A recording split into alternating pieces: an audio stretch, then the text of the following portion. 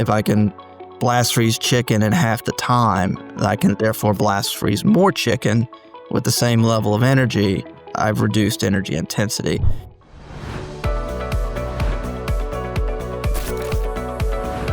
Welcome, Ecom Logistics Nation. Today, we're thrilled to be joined by Jason Massey. He's a co-founder and CEO of Ndustrial. Jason is a visionary in industrial energy optimization, leveraging AI to help companies manage their energy intensity. Jason, with his 20 years of experience spanning venture capital, clean energy, and industrial operations, has helped global manufacturers and organizations like Lineage Logistics, ABB, and others save over $100 million in energy costs. Jason, we're so excited to have you on the podcast today. Welcome. Thanks for having me. Yeah, I really look forward to it. We talk about logistics in general, right? Like the warehousing side, the movement of trucks and how things operate inside the building. But I've had this newfound realization that sometimes you don't see everything around you and how many vendors play into any operations, the energy utilization that goes into running these 24-hour behemoths we operate, and why sustainability is key, but also the energy conversation around how much of it is greenwashing versus not. I'm here to learn today. Jason, you've had a fascinating career journey so far. You started out as an electrician to the world of venture capital, clean energy, and then you're here as a co-founder and CEO of an AI energy intensity management organization that has been in business for over a decade. That's quite the experience. Help us understand your journey and what brought you here. I never considered myself an entrepreneur. I was always in awe of other entrepreneurs, having done the venture capital side of the business. Going back a little bit towards the beginning, I was an electrician. I actually worked in one of the ABB factories in my hometown. It used to be GE and now it's owned by ABB. So when we did our Series B round with ABB as a co-lead, it was a really interesting full circle experience. I had actually became a stock jockey on Wall Street and stockbroker and fell into venture capital during the original internet bubble. Got to spend a decade out in Silicon Valley doing deals, a lot of networking, telecom related deals. I joked that my MBA was all the down rounds and recapitalizations and bankruptcies after the internet bubble burst. Loved venture capital so much that I thought if I ever wanted to be a really good VC, I better get some operational experience.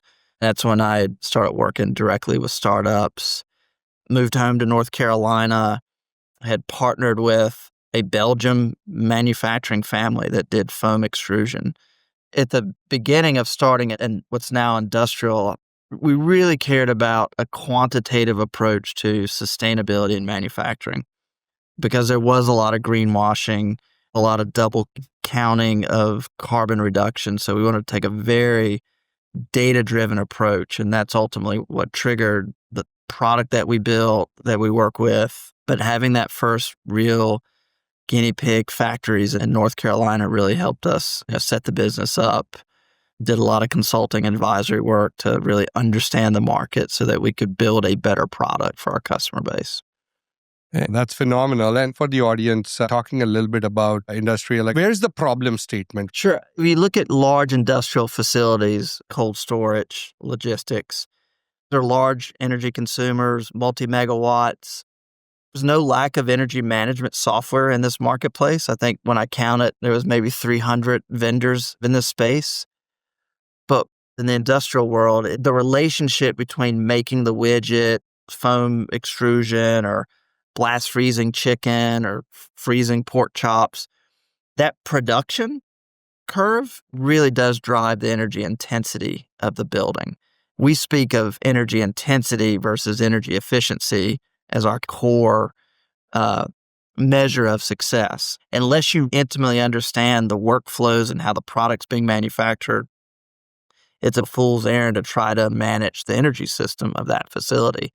And so we needed to integrate with warehouse management systems, refrigeration control systems, just so that we would have a chance at bending the curve on the energy intensity of these operations.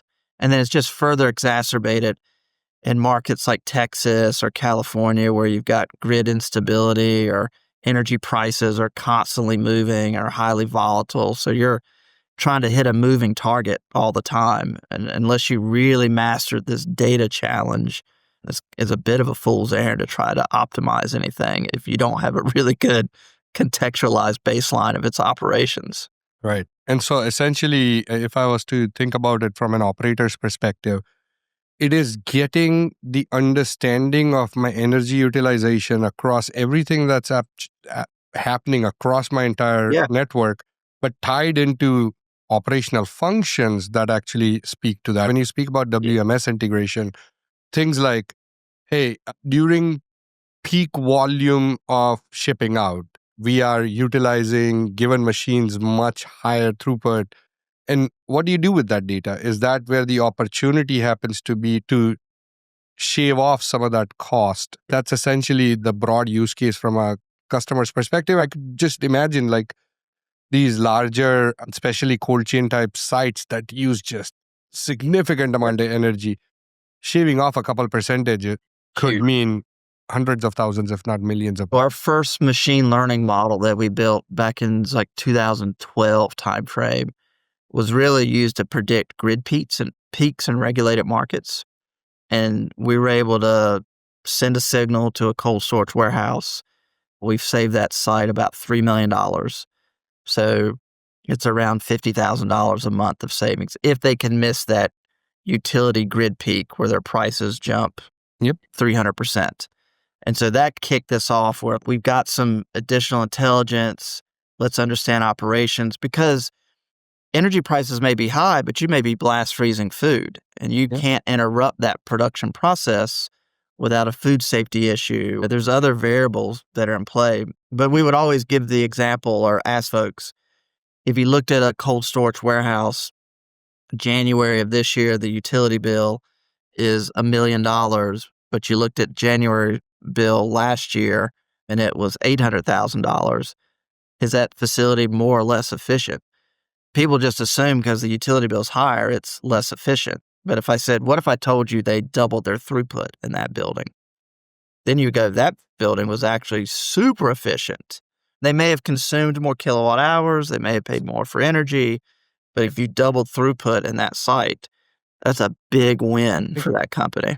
I can imagine we talk about energy utilization in cold storage, but when it comes to high throughput, high automation, non-cold storage facilities, how does that play out? Because that automation's got a lot of impact, right? Like a site that's got $100 million worth of automation or 200 millions of like goods to person and all of these capabilities. Is that something that comes on the radar? And that's becoming increasingly more important from what we refer to as measurement and verification. What comes with automation are more electricity, more robots, more pickers, and all kinds of equipment. That what we like to say is everything is a unit of energy, whether it's manual labor or something else. There's energy being consumed. And so if we do our jobs well, we can prove that even though you've doubled the load of your facility from an automation standpoint, the kilowatts, again, that automation allowed you to triple, quadruple your throughput and your efficiency.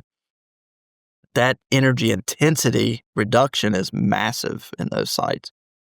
But you can't prove that unless you do all these different data integrations and true real-time streaming data, right? Versus after the fact, data lake, let me get this information together and do some after the fact analysis, which is super important, but you need to be seeing this stuff happening in real time, and you need to start making decisions closer to real time. That requires a lot of different data plumbing in these sites to get it right. Yeah, I want to dig a level deeper into that as well, because one of the observations that I have about this is to the point I made, like you walk into a site and you don't realize all the things that go into it, from people that put in the racking and the people that put in the automation, the systems, the network in there, and the sensors and IoTs and everything that goes into a given site, right? So if you look at these sites, there is all of these vendors that kind of come into play that are doing racking to systems to labor optimization and management and operational efficiency, etc. The data that you're talking about, that real-time streaming data question, my observation is every one of that vendor is individually, or that segment of the industry individually looking at it. this idea, because Yeah. the mission is digital twin. How do I optimize? Yeah. Not, if I ask a real estate organization, they'll tell you my digital twin is I want to get sensor data so I could do A, B, and C, or camera data to see Yeah. where the maintenance requirements are. If I talk to an operator or a WMS system, they'll be like, I want my digital twin to be able to show me the movement of goods, right? Talk to a labor management system, it's going to tell me that they want to see the movement of people and utilization and realization at a labor level. You're telling me there is an energy perspective. All of this has to come together if you want a true digital twin. I think we need a consortium that brings all of these pieces together. Very interestingly, I get to go through all of these segments of the industry. I see there is an opportunity. What you are looking for is, I know 3 other companies that have nothing to do with energy are also looking for.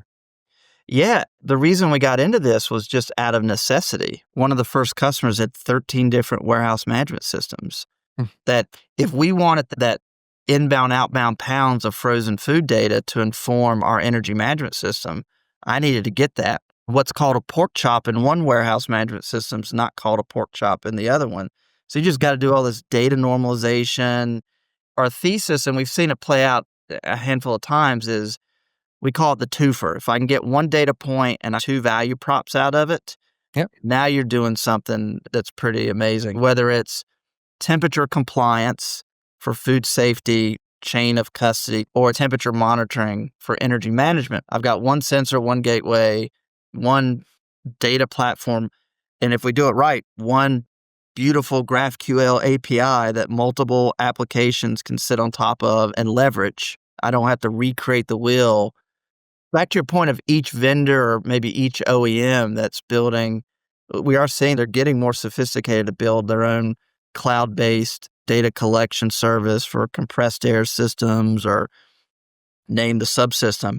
And so lots of jokes in this world, but like somebody's got to start building the cloud of clouds and stitch all these things together in a common way.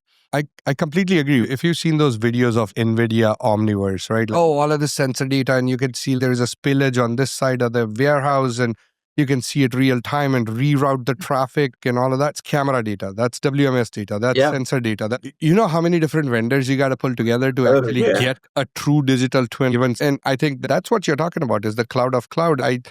I see a phenomenal opportunity to dig down into the pork chop example. You're looking at data normalization for pork chop, right? To then try and figure out. For me, I'm trying to figure out slot optimization for that pork chop in a frozen environment where I might have a thawing requirement before shipping it. Sure. What is the most dynamic way I'm going to move the replenishment tasks that need to occur within that site, right? So it's all of that kind of comes together. Really exciting. Before we move on, one of the things that I want to make sure that we're understanding and taking away from this is the term energy efficiency versus energy intensity. Energy efficiency is more about doing the same job, but trying to use less energy by, let's say, swapping out regular bulbs for LED bulbs. Yeah.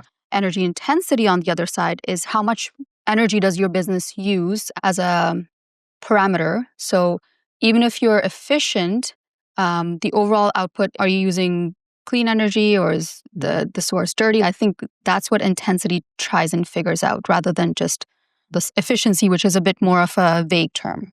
Yeah, and so if you take refrigeration control systems, you can make them more efficient through optimized set points, suction point, different operational parameters to dial that system in to make it more efficient. That's usually the first thing you want to do is right size those systems to make them as efficient as possible. But what in terms of real savings or avoided kilowatt hours and real environmental impact is when you start increasing throughput. If I can blast freeze chicken in half the time, I can therefore blast freeze more chicken with the same level of energy. I've reduced energy intensity. That algorithm, that software and technology that would allow you to do that should get all the same tax credits, utility rebates, should produce all the same verifiable carbon credits as the LED lighting project or the solar project on the roof. Because if you look at the long tail of those throughput gains and energy intensity gains, they quickly eclipse even the gains made from doing something like solar on the roof. You just got to prove it with the data. Energy intensity is a really important distinction.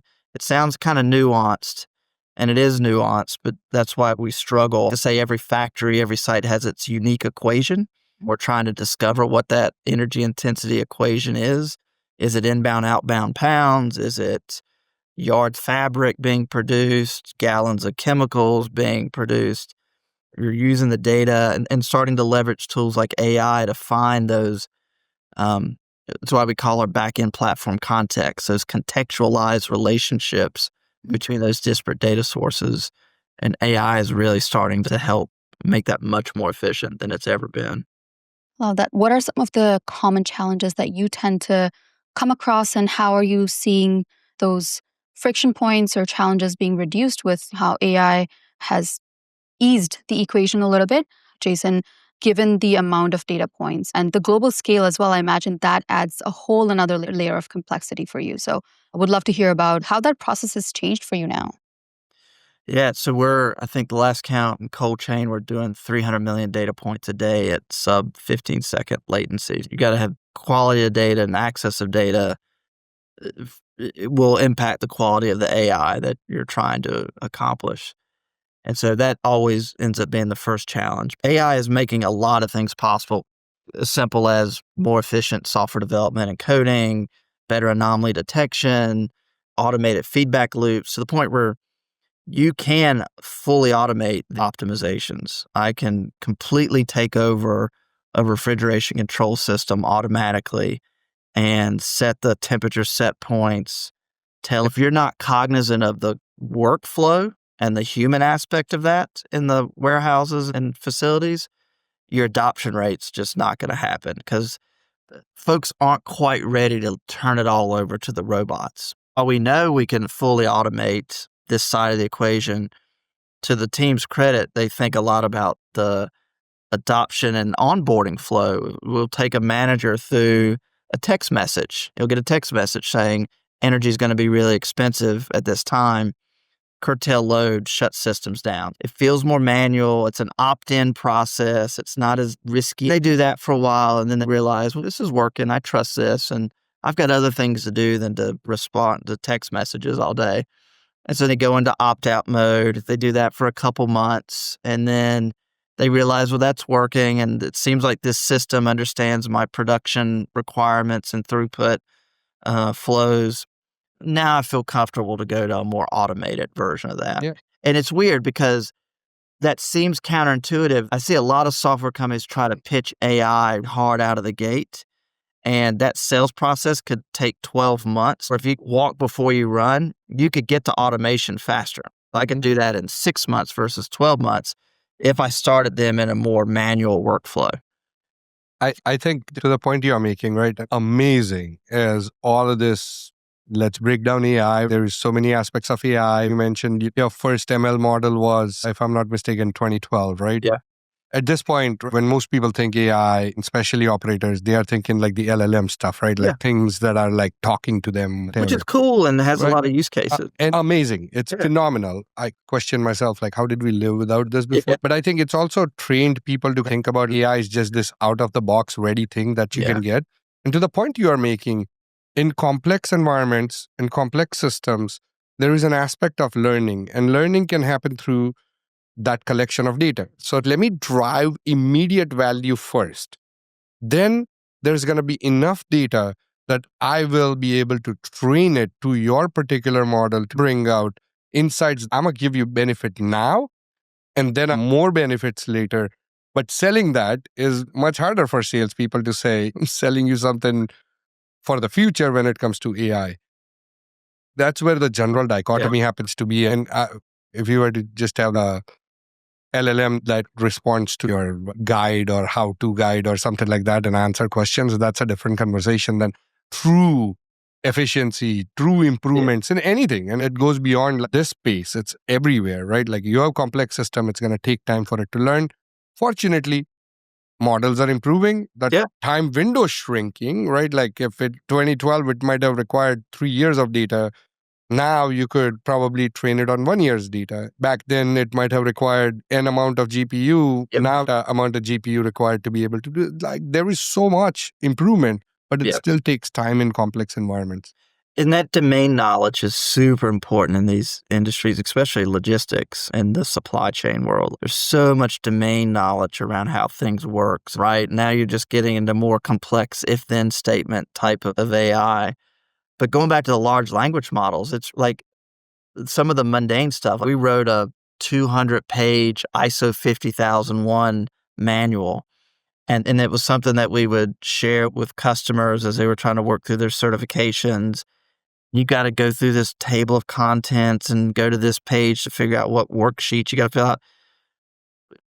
Upload that manual into a large language model and immediately make that certification highly accessible to any user. They could just ask it the question, what do I need to do to get ISO certified based on my data and operations? And it'll tell you. Asking across an entire portfolio of sites, just the simple question that usually you're having to navigate dashboards to get to is, tell me my top 5 performing sites or my lower 5 performing sites. You really couldn't have done that at scale and as efficient without these large language models. And so if you use them in their right place, they are kind of magical, which is awesome. You just got to be aware that you're not trying to talk about rules-based, logic-based AI and machine learning models and Exactly. conflate all the large language stuff with some of these other things. And I don't think the world's going to change at this point. And you spoke about growing up in the Silicon Valley back in the 90s type of environment. We all kind of grew up saying, okay, these kids don't even know what DOS means, right? And I think it's going to be the same thing. Yeah. We grew up in an age as well, learning the delineation between different types of learning models and different types of AI and capabilities. I think there is, to most people that are not in tuned, are basically like AI is AI. Yeah. And the thing that's in front of me is like this conversational AI now. Yep. Because it's easy and accessible for people to use. It's, again, we'll have to figure out how to do that rather than just complaining about it, I guess. Exactly. Jason, sustainability is super challenging in cold chain because one, when it comes to sustainability, unit economics are usually working against you. You have data challenges. There's a lot of practices that are less than optimal and superficial in a lot of cases that dilute all of the positive movements that are being done by certain companies. One of the examples that I like to bring up is Prologis. They're one of the largest logistics warehouse space providers in the world, but they also tend to invest in sustainability initiatives by adding solar panels to their roofs. I think the last time I took a look at the stats, it was around 500 megawatts of rooftop solar across their facilities. 500 megawatts of rooftop solar is enough to power 90,000 homes. And 1 gigawatt by 2025, as you mentioned, would put them on par with solar capacity of entire countries. So this is massive. Every time I hear about what they do in this space, it blows my mind. At the same time, this is so challenging. Back to the space around transformation as well as sustainability, the intersection of those two. Can you walk us through what are the challenges you tend to come across? What do you see in terms of companies that are jumping on the bandwagon? Where do you see the fall off in terms of being able to actually go through with the investment, reap the benefits, both for yourself as well as for the customers, while not putting your unit economics or your bottom line at risk? And to comment quickly on Prologis, what I think is impressive with them, and I think why sustainability is working for them, is it's not a marketing thing. It is a response to their customer. They're leasing out all their sites to other brands. We've known them for a long time because they own the building and the infrastructure, and the tenant doesn't own the lights. Prologis is creating programs to do lighting upgrades and share the savings and benefit with the tenant. And you see that with the reason they put solar on the roof. It's because the tenants are asking for this and need this. And then all the mobility and fleet electrification that they're doing on sites, it's because their customers are asking for it and saying, we're upgrading our fleet. We need infrastructure at our site to do this. And so they're just responding to the market and the customers. And that's because they're at such scale, it's having a massive environmental impact. If you stay true to what you do and what you're trying to service these tenant customers in the logistics space, distribution world, you don't have to greenwash. But you do see a lot of net zero claims or commitments where people put a flag out there and then scramble to figure out how they're going to do it. And then if they can't quite figure out how to do it, they'll take the quick way out and buy carbon credits to offset that. And the first thing you want to do is to try to achieve those efficiencies in the market that you're in. So a good example for this is if you're upgrading your refrigeration systems and you go with a natural refrigerant, you can get really significant HFC reduction credits that can cover a lot of the cost of the CapEx to do those upgrade cycles. And that's a carbon credit equivalent within the vertical that you operate in versus I'm going to go buy carbon credits from a forestry project in Brazil. It's much more specific to your industry. But the unit economics, it feels like you have to make a trade-off. I either can be profitable or I can be sustainable. And the geeky financial part of this equation is the unit economics will work, and they almost always work if you really are truly accounting for all the real costs. So you have these cost externalities of carbon, you're right? If that really was on your balance sheet and your P&L, your unit economics would make a lot more sense. And your decision-making processes around, should I invest in this project or not because it's sustainable or not? If energy really was cost of goods sold and your P&L, you would be making vastly different decisions on what you invested in. And so we hear it all the time of do good, do well, but even those niceties still feel like you have to make a trade-off. And we would tell you, in our utopia world, if you can reconcile the data and do the math, it's all the same. In the utopia world, you wouldn't even be using the term sustainability. It would just be, this is how you do good business. This is how you become profitable. There was a company called Interface Carpet. Ray Anderson was the CEO. He wrote this really great book called The Confessions of a Radical Industrialist. And he talks about how he transformed that business into a more sustainable business without sacrificing profitability. In fact, increased profitability, which was really awesome. So I think the first thing is to fuck the conventional trend, which is there's a trade-off. We would say, dig a little deeper, go to first principles math, like really go a couple layers deep, and you'll find out that this math actually just perfectly reconciles. Super interesting. And I mean, the cost is coming down, right? Like, it's simple. We're working on projects where they're electrifying transportation refrigeration units, those Thermo King units you see on a trailer or the carrier unit you see on a reefer. That stuff's already becoming electrified. I plug that in, I'm oversimplifying it, via a drop cord at a loading dock or in the yard. And the savings between the diesel fuel and the kilowatt hours is 30, 50%.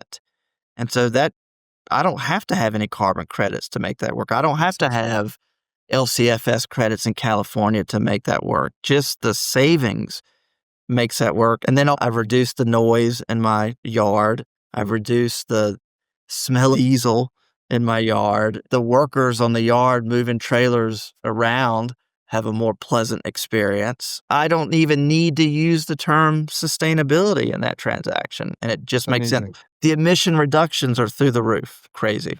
That's amazing. Amazing. It's part of everything that we live with on an everyday basis in warehouses of any size. It's almost invisible to us because it works. Someone's in the back end figuring it all out, making sure that it's running the way it should. I've learned a lot, and I really appreciate all of your insights on how to think about data, how to think about energy intensity. I think that's a really important one. Maintaining transparency, how to think about sustainability initiatives and not necessarily just think of them as trade-offs, but how can they be used to better multiple different factors without just putting it in that pigeonhole.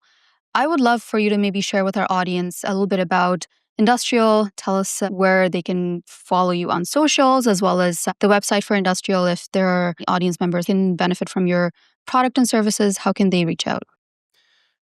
The website is Industrial.io. Lots of case studies on the website. The Twitter handle and LinkedIn is just Industrial.io. You can find us there. Thank you again, Jason. This has been such an amazing episode and it's a learning experience for us. Thank you again for joining. I had a lot of fun. Thanks for having me.